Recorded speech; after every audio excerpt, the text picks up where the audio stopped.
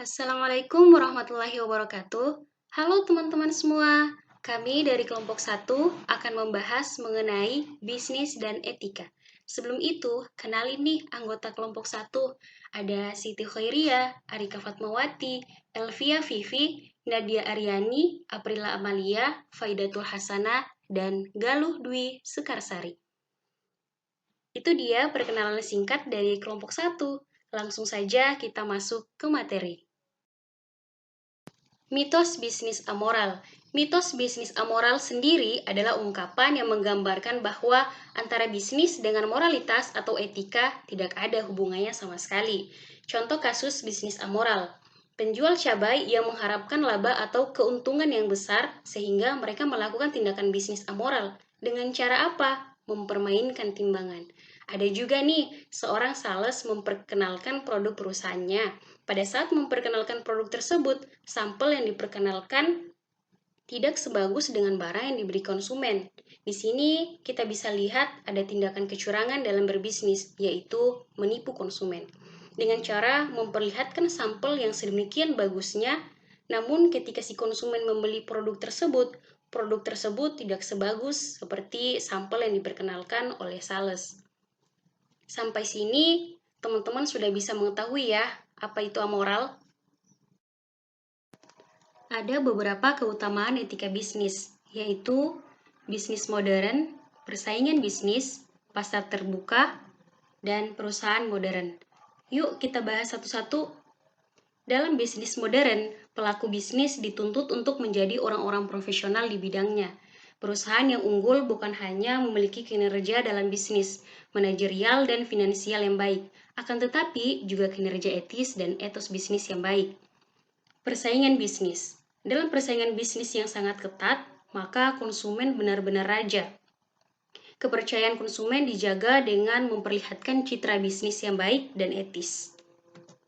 Untuk pasar terbuka, sistem pasar terbuka dengan peran pemerintah yang menjamin kepentingan dan hak bagi semua pihak, maka perusahaan harus menjalankan bisnisnya dengan baik dan etis. Selanjutnya, perusahaan modern. Perusahaan modern sangat menyadari bahwa karyawan bukanlah tenaga yang harus dieksploitasi demi mendapatkan keuntungan. Terdapat 3 sasaran dan lingkup etika bisnis. Yang pertama, etika bisnis adalah etika profesi yang membahas tentang berbagai prinsip, kondisi, dan masalah yang terkait dengan etis dan bisnis yang baik.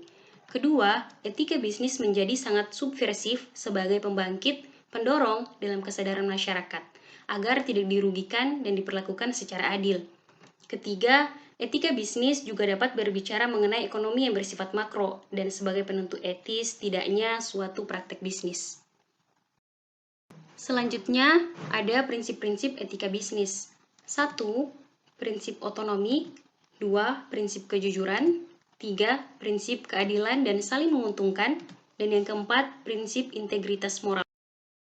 Prinsip otonomi sendiri merupakan perilaku mandiri di mana seseorang dapat mengambil keputusan dan bertindak atas kemauannya sendiri yang dilakukan sesuai norma dan dapat mempertanggungjawabkannya.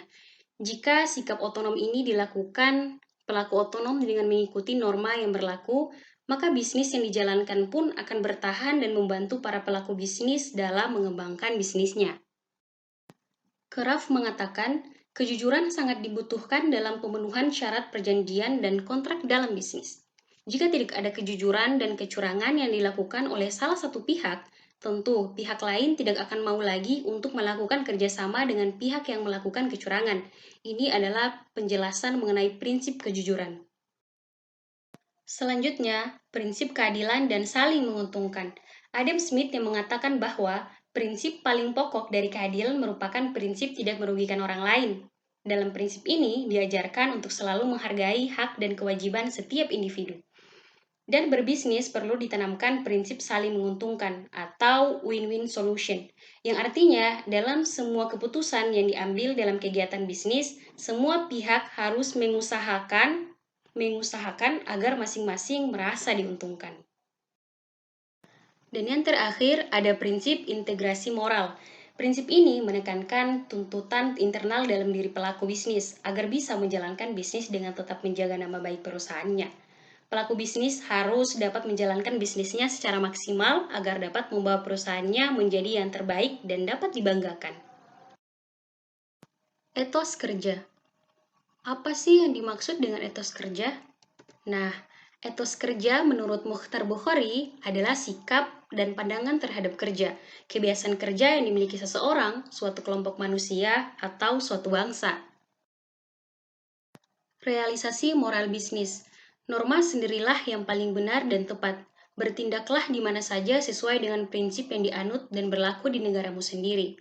Pandangan ini mewakili kubu moralisme universal, bahwa pada dasarnya norma dan nilai moral berlaku universal, atau prinsip yang dianut sendiri juga berlaku di negara lain. Tidak ada norma moral yang perlu diikuti sama sekali. Di Georgia menyebutnya sebagai dengan immoralis naif. Nah, pandangan ini sama sekali tidak benar. Pendekatan stakeholder. Stakeholder sendiri adalah semua pihak terkait yang berkepentingan dengan kegiatan suatu bisnis atau perusahaan. Dalam kegiatan bisnis ini, semua pihak mempunyai kepentingan dan juga terlibat dengan segala urusan bisnis demi memperoleh keuntungan. Terdapat 5 macam stakeholder. Yang pertama, ada stakeholder internal dan stakeholder eksternal. Yang kedua, stakeholder primer, sekunder, dan marginal. Yang ketiga, ada stakeholder tradisional dan stakeholder masa depan. Keempat, ada silent majority dan vocal minority. Dan yang kelima, proponent, opponent, dan uncommitted. Itulah sekilas penjelasan materi dari kelompok 1 mengenai bisnis dan etika. Bila ada kata yang salah, mohon maaf. Terima kasih. Wassalamualaikum warahmatullahi wabarakatuh. Jangan lupa like and subscribe teman-teman. Bye-bye.